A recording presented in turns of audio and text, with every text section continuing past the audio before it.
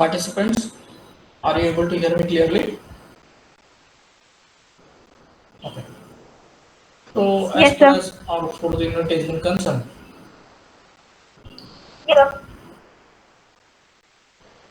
it was a lengthy topic that is based on linked list.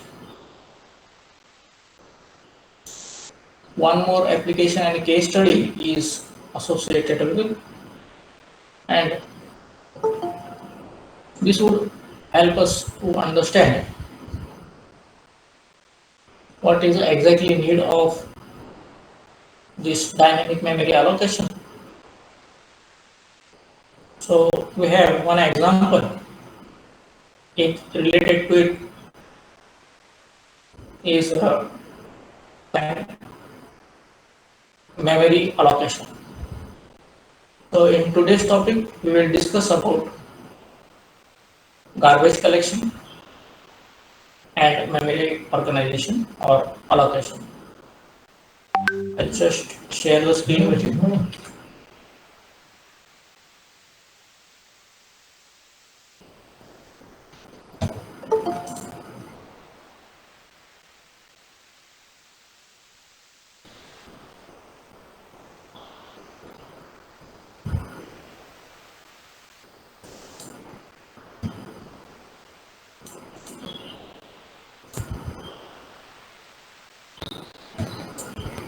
Yes, participants able to view the screen?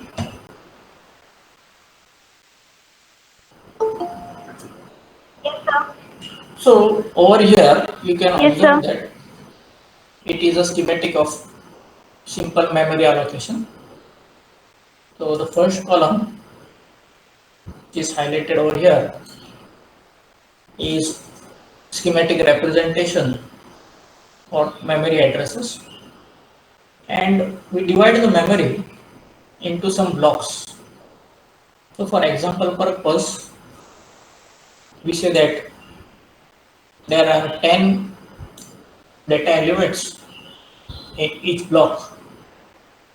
So we rename the block or give the ID to the block as block 1, and then block 2, block 3, and so on until we have divided the memory into 10 blocks.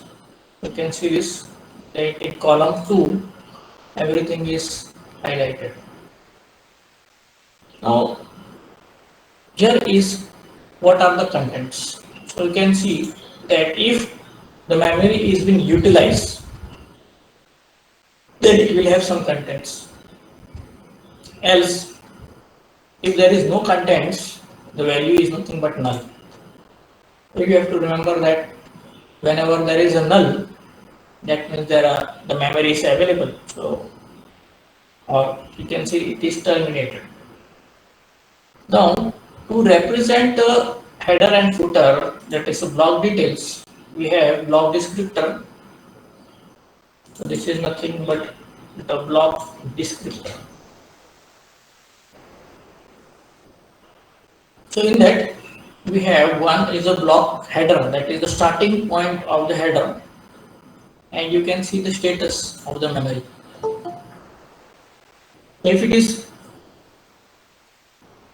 used, then the status of memory is used, and if it is free, then it is available. So each block will have a starting pointer. So we can say that if we are storing the contents of a file into the memory, the file pointer will point to the starting of the block. Everyone able to understand simple memory organization. So this is for understanding purpose, and it is quite logical. So the starting of the memory block will represent the start of the file pointer. So you can see this file pointer is been updated, and suppose considering block 1, we have the end of the file marker at position 10. So it can be represented with a null, or it can be represent end of file marker. So what is the end of file marker? It is nothing but control 26. In some cases it is control 26, and we can represent it as block one end, and you can see the location where the file end. So the contents of file end is updated with a value that is either it is null or it can be control 26. Yes, participants able to view it? Okay. Then over here you can observe the end pointer is updated. So we have the start pointer and the end pointer. So intermediate, when we are reading a particular location, we will know the size of the entire file using these pointers. So we can say that this block or memory block can be one node. Now let us move to block number 2. So see over here, block number 2. But if you observe the contents are spanning into block 3. Able to see, participants? So they are getting or occupying block 1 as well as block 2. So this allocation, when it is to be terminated as with the end of file marker, that is control 26, then we will have the end pointer of that block 2 which at position 25. You can see this, and all these things in the memory status will be recorded as used space. So whichever memory is being used, it cannot be reallocated. Everyone getting the meaning of memory status? Yes, participants? Now let us study about allocation. So how it is allocated? We will see what is available. See over here, the highlighted blocks or memory cells are available. So when we say these memory cells are available, that means you can allocate this memory. But we always start with the block ID, and which is representing the starting of the block. So since block 3 is already occupied by the contents of block 2, even though there is a space in this block 3, we cannot allocate a memory over here. So there may be some wastage of memory as far as file system is concerned. So a concept called as defragmentation is generally used for secondary memories, and if it is a RAM, for we say it is a primary memory, then we use garbage collection. So what is this garbage collection? Whenever the program completes execution, then the memory allocated into a particular RAM has to be free. So we have to use the keyword delete for that. So that is the main concept of garbage collection. So over here you can see at location 26, 27, 28 and 30, the data memory status is available, but we cannot allocate it because it is already partially used. Let us see to block number 4. We can see block for headers, all and everything is available. So whenever the status is available, you can see the starting pointer and you can update new contents for it. Everyone getting this? Yes, participants? Okay, now assume that you have finished execution with the first file, and after completion of the execution you should free the memory. So we will free the memory over here, and instead of the status is used, you have to make it available.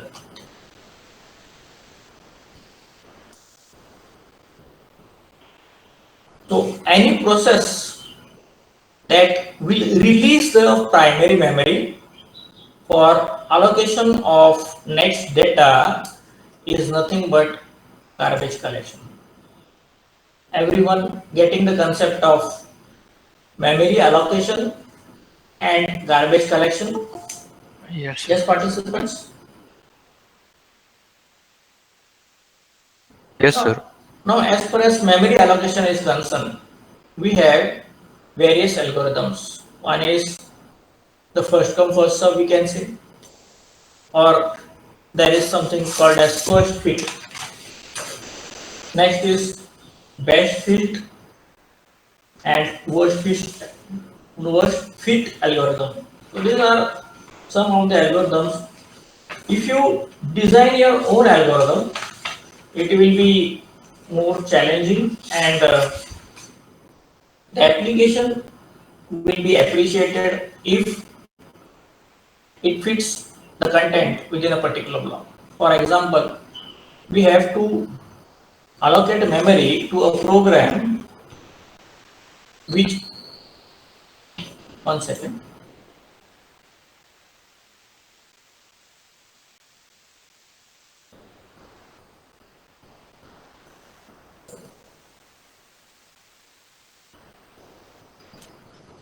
Now assume that we have to allocate memory for a program into block 1, as well as it will take some extra space with some contents which is spanning outside of block 1.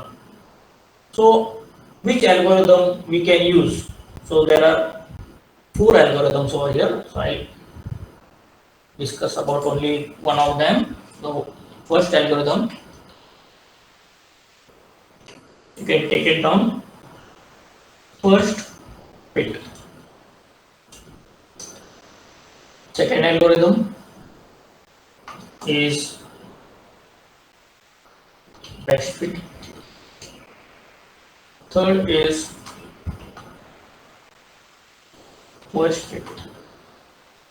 And you can have the next element, that is next fit.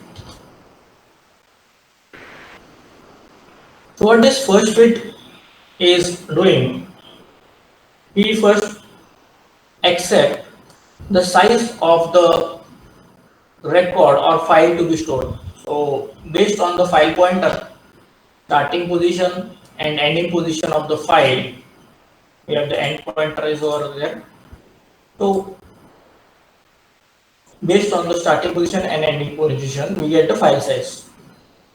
So if it is 2, then it will divide your program into the first fit which is available, and then allocate it to any other data block. So let us see your file size over here. We will define block 1 again. We are updating the contents for that. So content 1, and let us see it is spanning over here. Now at the last point, you can observe that your data is going to span. So you should have a link over there. So instead of just writing anything, we can use a next pointer. So write next pointer, and all this memory is utilized now. So which is the next available content? So over here you can observe that in block 4 it is available. What is the starting address of block 4? It is nothing but 31. So it is to be updated with the next pointer. So over here in next pointer you can update 31 over there. that is the linking of file using linked list. So now your memory status will be used until all this. And over here you find that there is some next pointer and it is to the location 31. So go to location 31 and you can update it. So you will have block 1 and contents. So block 1 contents, after that is 11. You can continue it how many numbers you want. And if there is an end pointer over here, terminate it with control 26, that is the end of the file. So end pointer, you can update it over here. That is 39. So all this available status is now used.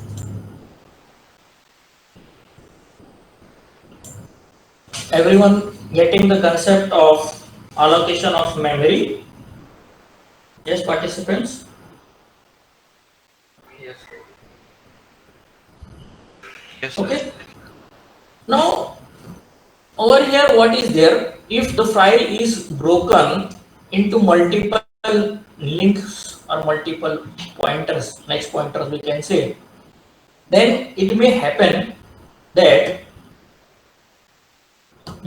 it may happen. Yes, are you able to hear?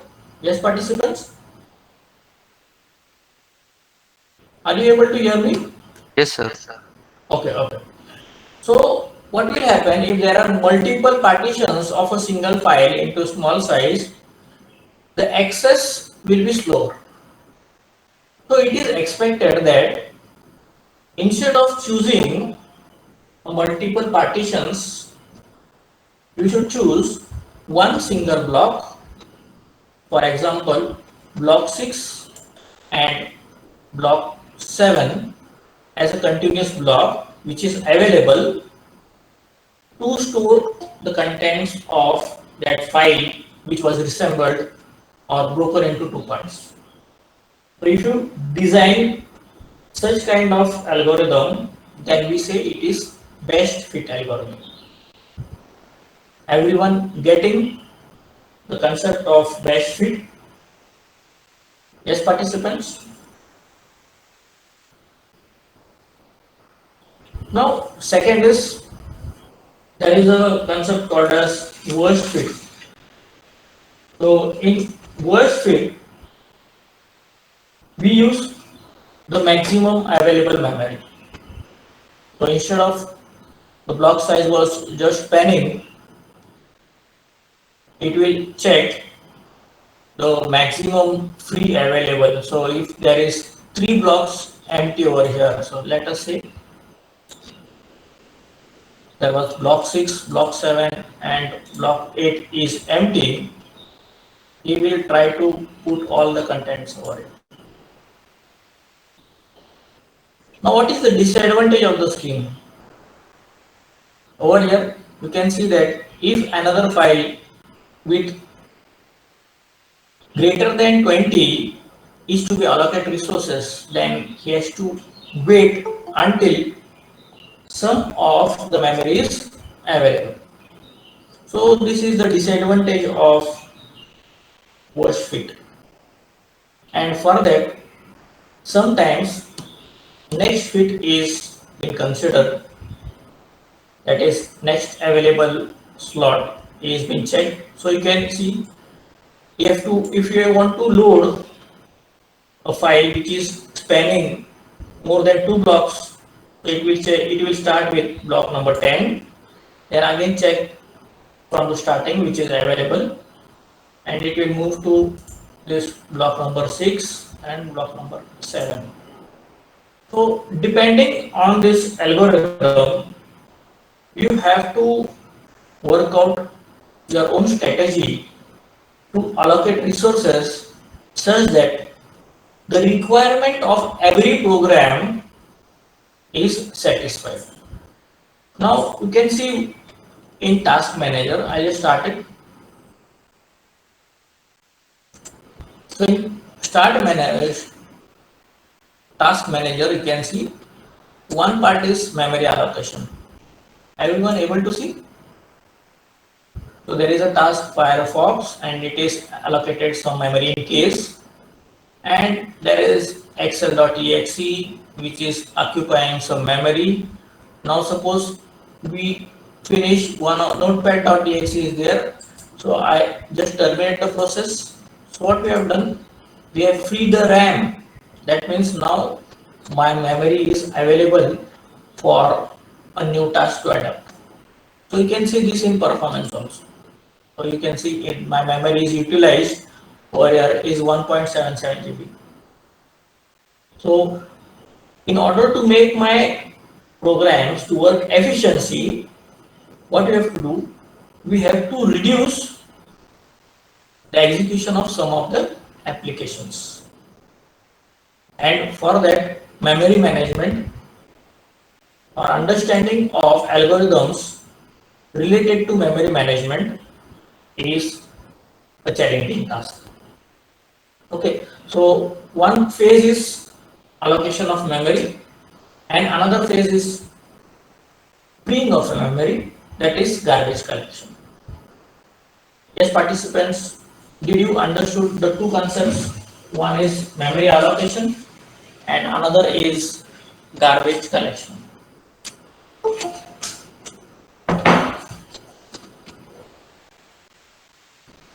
So this were as far as unit 4 is concerned.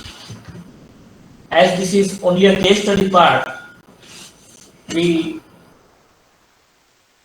don't move it into the deeper of it because it is a part of operating system, but a schematic of the data structure. So you can see this, what will be our data structure. One is memory, address, another is block ID, content, block descriptor. So block descriptor will have a block header and the next pointer and the end pointer. Then we have the status of the memory, and if there is a file to be inserted or some data, so we'll have the pointer of insertion point. So insertion will be always at the starting of the block ID. And if the memory is free or allocated, then we have to change the status of that. Everyone getting the concept? Yes, participants? Any questions on memory allocation or garbage collection?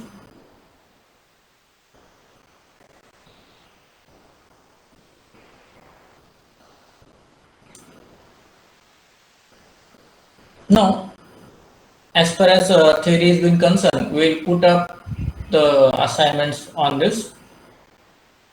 We have already given you assignments from unit 1 to unit 3. We desperately make it little delay because we want you to study it carefully and solve it. So now it's time you can start solving the assignments for unit 1 to 3, and meanwhile we can give you another case studies. Previously it was discussed that we have to study 3 case studies. So the strategy will be, you have to divide yourself into groups.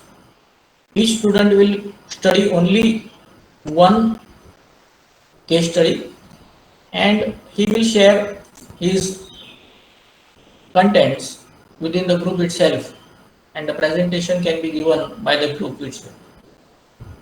So in upcoming session, if you are ready with your presentations, it will be a 5 minutes or 10 minutes for each group. So if you are ready, you can start your presentations or your case studies. Hello, sir.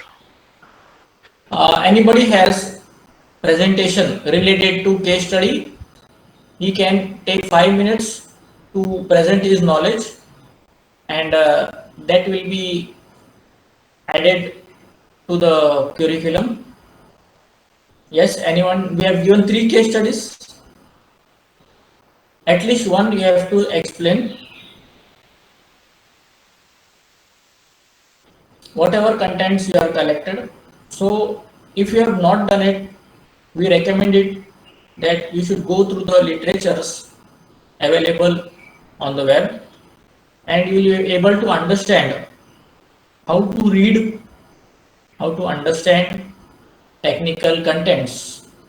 So when you are able to read and understand, you can develop your own technical contents. So that is the demand of your publications. So you can publish your own articles. So be prior to that, you should have some knowledge about how to read technical contents, how to understand the technical contents. Are you able to put up your knowledge to map with the content which is explained in the article or research article? That is the purpose of it. Okay, so this will surely enhance your capability. So I recommend all of you to at least start studying, create at least 2 to 3 pages presentation, and this will help you to speak up or present whatever you do understand. So don't worry about the accuracy, but you can generate initially as a study initiation. So that was as far as case studies are being concerned. So now as far as topic fourth is concerned, your case study is related to garbage collection. We have discussed garbage collection today. I will not go deeper into it because it is part of operating system. So operating system, do you have any subject such which is related to OS currently? Yes, participants, do you No, have sir. any subject related to operating system? No. Okay, so when you go with operating system, there is, for example, we can say Linux is one of the operating system, your Windows is one of the operating system, and there are lots. So Apple has its own Macintosh operating system and so on. So when you get the knowledge of OS, then you will able to understand the features related to C programming, how they are associated. So linked list is quite used in this kind of features development. So that is as far as Unit 4 is concerned. So if there is no question, we will start with the practicals. Shall we start with the practicals? Yes, participants? Okay, sir. Okay. So we will have the presentation related to, I'll just share a screen. So we'll read the problem statement.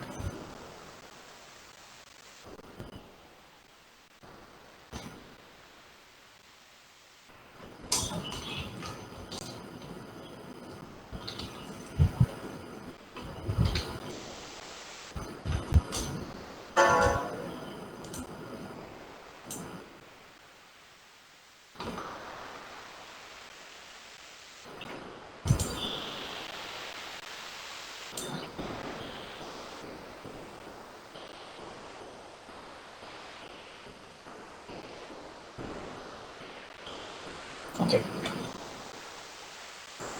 Now the problem statement C1 is already been discussed, that is Cinemex stator, and we have successfully completed it. In yesterday's session, we have given the code with the correlation. Now here is another program, that is we have to write a C++ program for storing binary numbers using doubly linked list, and we have to write a 2's complement and 1's complement of adding two binary numbers.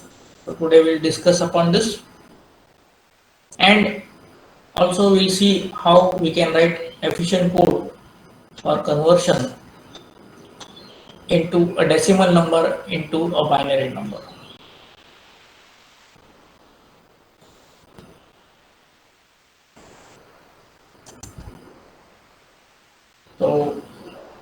code is very big, but we have already discussed with the linked list. So over here, we just discuss about the structure. The structure of the node is nothing but it will contain a data element, that is the binary number, and when you do addition or we have a borrow, then there is a flag that is called as carry. So this carry element is added to your node. So carry can be forwarded to the MSB, that is the most significant bit, or we can say the bit which is in the most significant position. If you are starting with LSB, then it will shift to the next bit until we reach to the MSB. So the carry is forwarded only if 1 plus 1 is there. So how to carry forward? If your data is 1 plus 1, then only it will result into 1 0, where 0 will be stored in data and this 1 will be stored as carry. Okay, so this carry will be added to the previous bit and it will continue until you reach to the MSB position. So this is your structure. Now we say that it is doubly linked list. So we have the next pointer and the previous pointer. Second is we have the append strategy. So over here we are just appending the contents as it is. So creating the node and adding the data. So to create a node, we are just passing the data element and we are appending the data newly created node to the end of the list. Therefore, we are returning end. So append statement is quite clear. So we are appending at the end of the list. Third is printing the list. Now, since we are using a doubly linked list, we have printing direction. One is forward direction and reverse direction. So if you are using the forward direction, in position of head, we store the decimal number and all else will be your binary number. So we have included this content over here. So if the direction is 1, that is in forward direction, T is equal to T arrow next, else T is equal to H. Now let us assume that you are going to print the contents in forward direction. So it checks direction and it says T is equal to T arrow next. Anything else is quite familiar. That means we are using a while loop to traverse within the linked list. So it will be from head until you reach to the end arrow next is equal to none. And if you are using the previous pointer, that means you are starting to print the list in reverse order. So yesterday's problem over there, we were able to convert the data into binary notation, but we have to print it in reverse order. So this could be solved easily using linked list. So if you use a doubly linked list, printing in reverse order is also possible. So over here, let us work with another option, that is ones complement. What is ones complement? Anybody know? What is ones complement?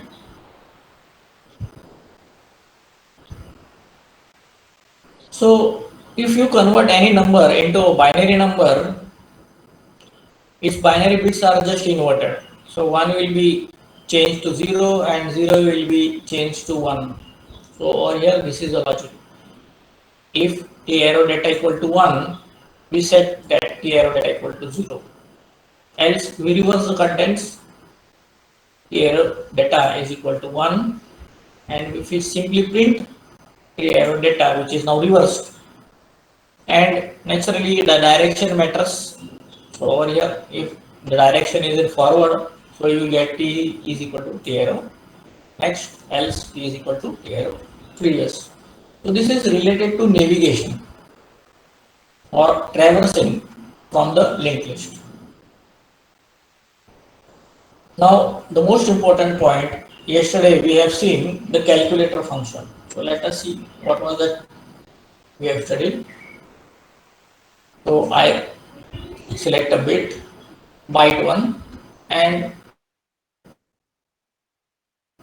in that, and now we have to convert it to binary.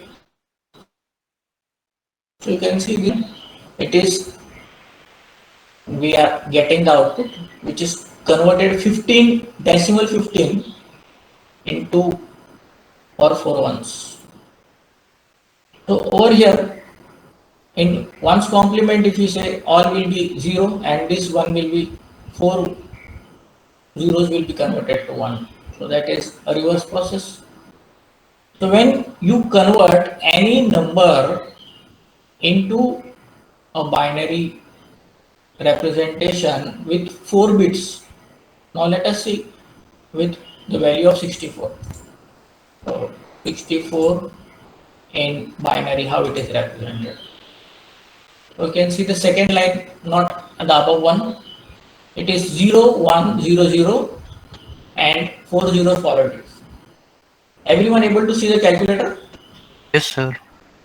Okay. So this 4 bit of conversion of a number is termed as a nibble.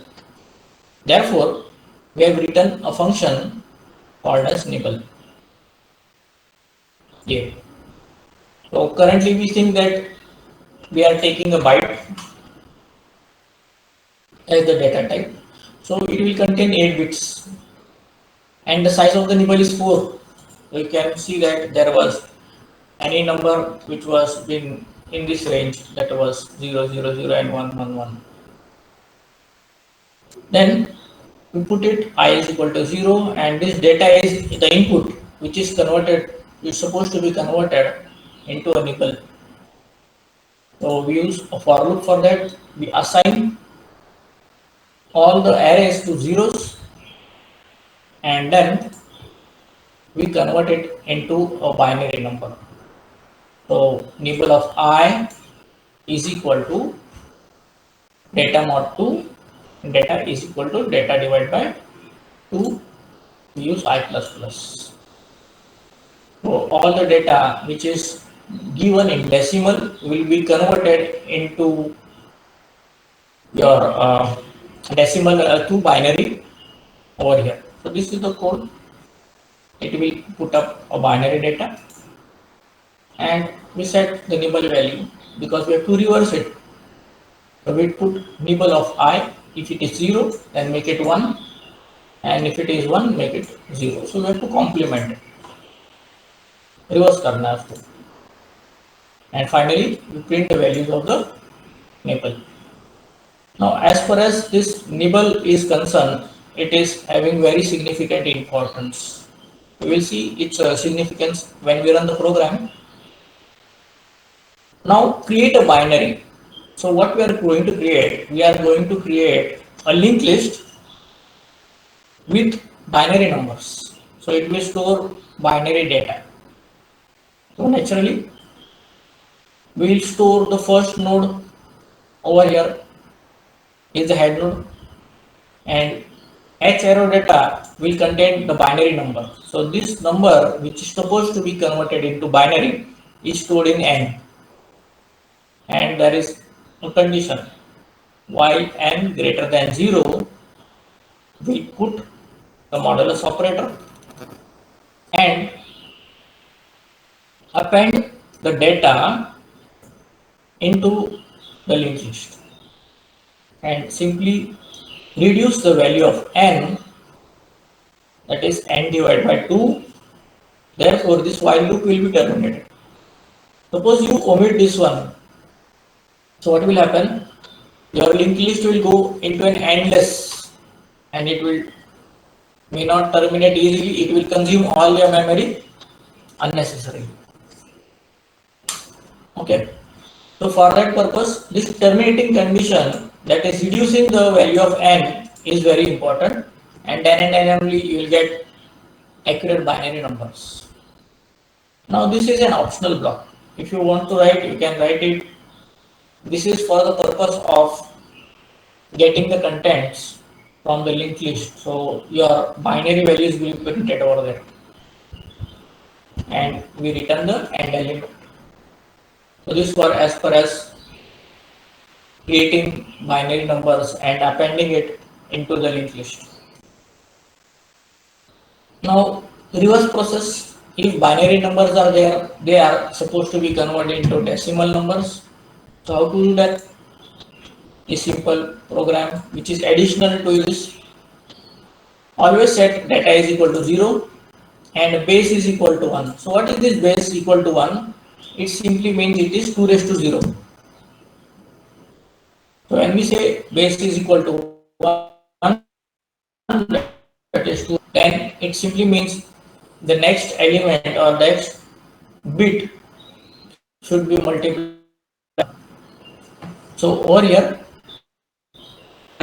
binary number into a decimal number. So decimal number is stored in data. So in while loop, we will access each and every node which is storing binary numbers. So a binary number is stored is at position t is equal to t arrow next, because this position is next of head, because head node contains the data. So now data is equal to data plus t arrow data into base. So this simple function or formula, that is t arrow data into base, will give you the binary representation of the binary to decimal representation of the data. Now we have to increment the base value. So base is equal to base multiplied by 2. So this statement is very important, and just navigate t equal to t arrow next and return the decimal value. Over here we have created a binary to decimal converter. Now very important part, that is stack. So have you everyone gone to library?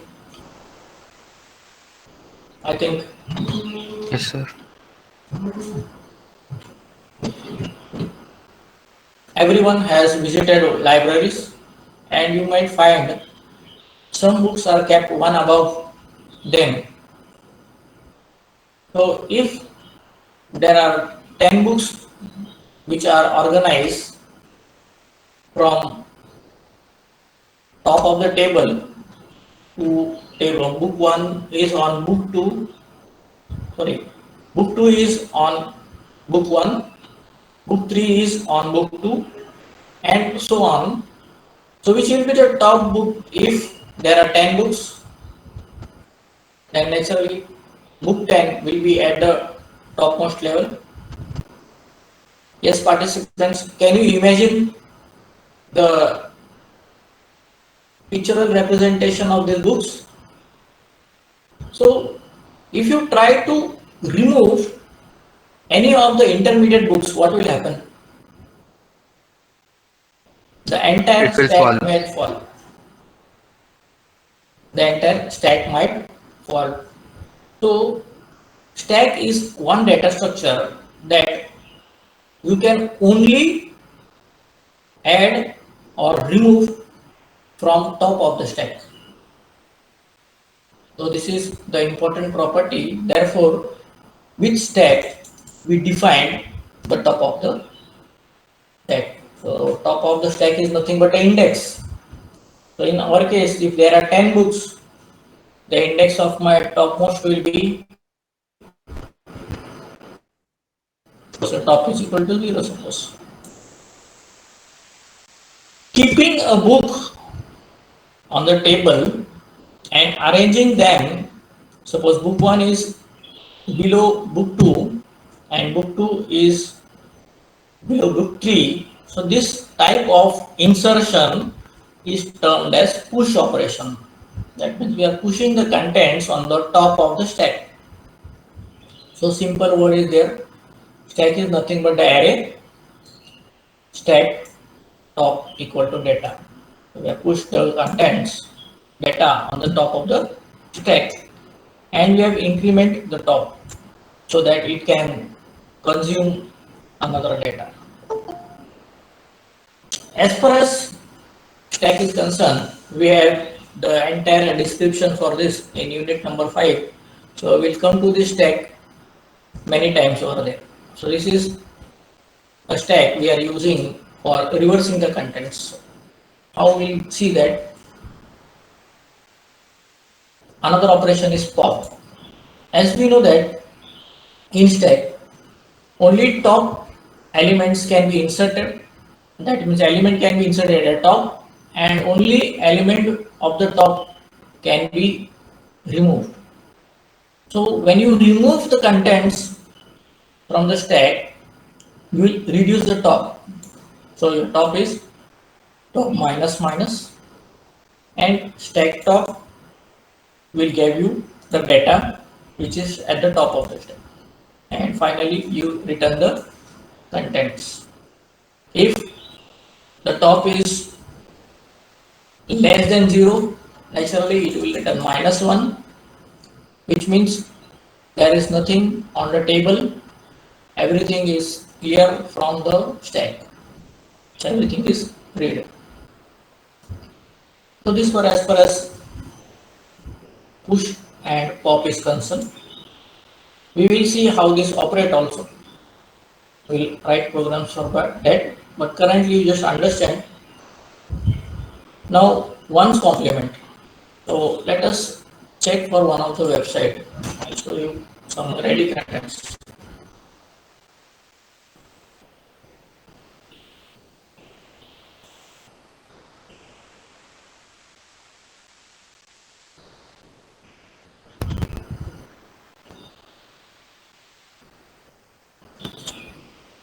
This is for reference purpose. So you can see the type 1 complement.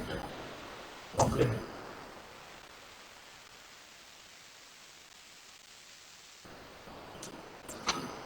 One's complement. So in this site, everybody can see that it is publicly available. You can see the numbers. So over here, this is decimal numbers followed by their binary representation in the form of nibble, and you can see what are the ones complement of it. Yes, participants able to view the contents. Yes, sir. Okay. So in our program, we have to check the validity with respect to this ones complement, whether we are getting the perfect output. So let us run the program. So first we will check with the number 0.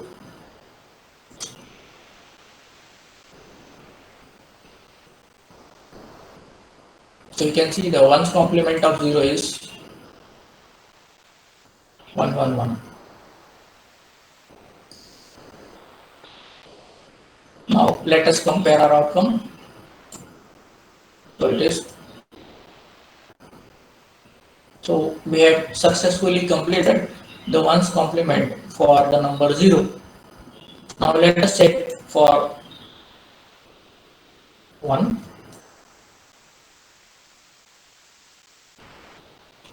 So one's complement is 1110. It is 14 in binary. So you can see it is matching. Yes, participants able to view 1110, and over here it is also 1110. So your one's complement is matching as far as the expectations are being concerned. What is the logic we have defined for one's complement? Yes, we have used the stack. So what we have done, if d equal to 0, we just push it on the top of the stack. Now d is greater than 0, that means d is not decimal number. So we convert it into two parts.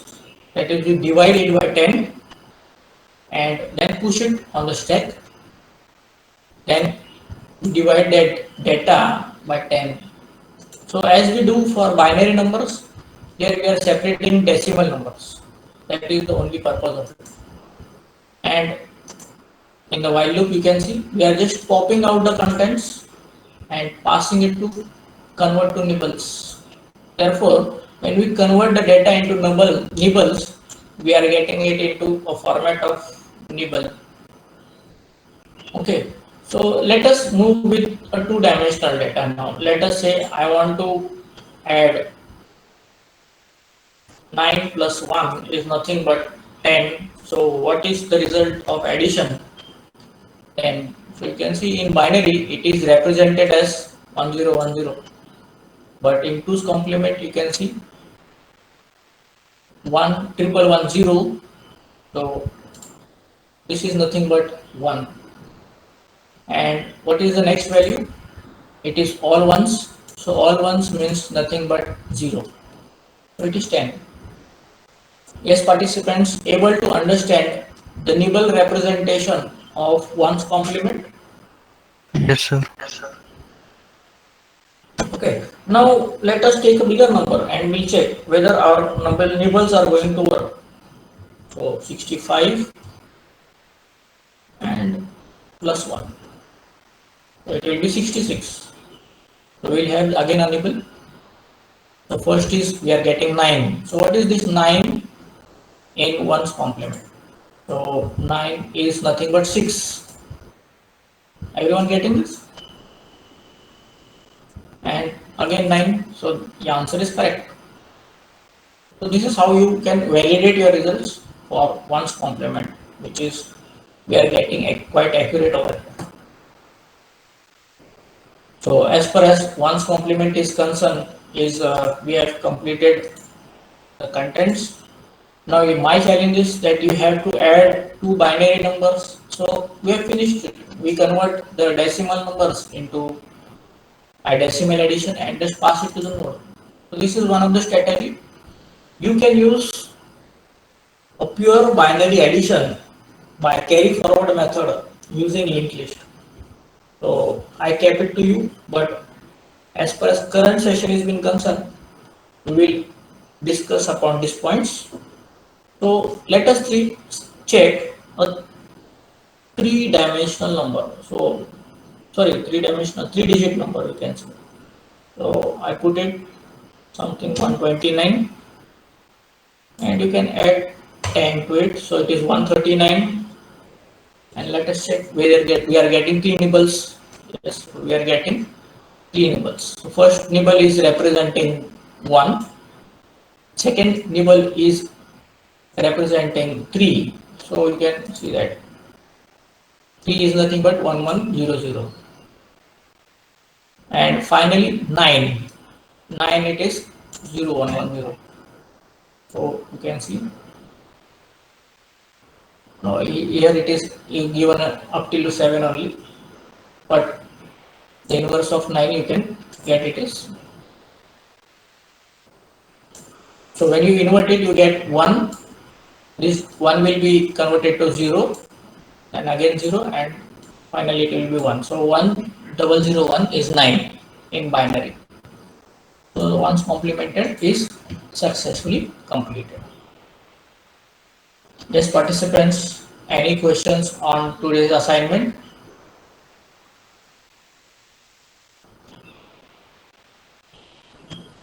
So if there are no questions, we'll give you two attendance code. So the first is for C0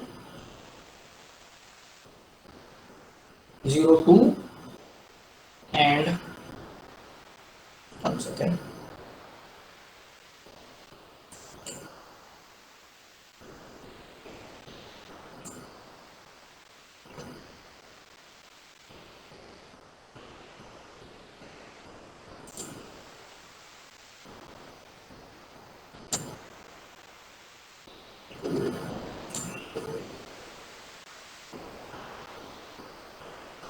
Okay, your attendance code for today's is 31 in fact.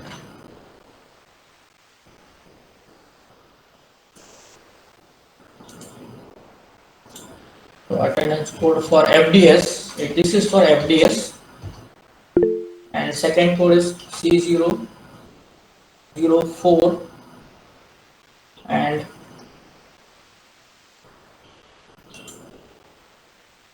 15 is for DSM. So you have to put two attendance today's. For one session was for FDS and another for DSM. Now it's time to share the code.